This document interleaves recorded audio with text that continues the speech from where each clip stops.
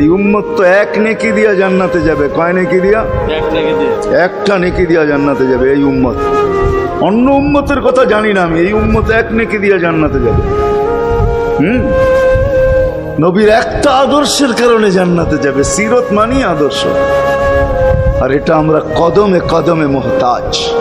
কেননা এই ছোট জীবনটা যদি গ্রহণযোগ্যতা পর্যন্ত পৌঁছাইতে হয় আল্লাহর কাছে, চাই নারী হই, চাই যুবক হই, চাই বৃদ্ধ হই, যেই মানুষই হই না কেন, যেখানেরই হই না কেন, যেই বাসারই হই না কেন, যেই বর্ণেরই হই না কেন, যেই পেশারই হই না কেন, যেই সোসাইটিরই হই না কেন, এই জীবনটাকে যদি গ্রহণযোগ্যতা পর্যন্ত পৌঁছাইতে হয় কার কাছে? দুনিয়া আলাদের কাছে না, মালিকের কাছে, যিনি এক ফোঁটা পানির থেকে অস্তিত্ব দিছেন, যার কাছে আবার আমাদেরকে ফিরা যেতে হবে।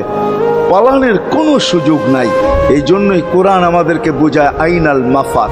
আল্লাহ বলতেছে কোথায় ভাগবে তুমি, বলো কোথায় ভাগবে? কবির কথাই সত্য, যদিও নাকি পালাও তুমি আকাশেতে লাগিয়ে সিঁড়ি লাগাও যদি আকাশে চলে যাও, তো আল্লাহ বলে তোমার বাগার কোনো সুযোগ নাই। কেননা ইল্লা বি সুলতান, ওইখানেও আমার রাজত্ব, এইখানেও আমার রাজত্ব,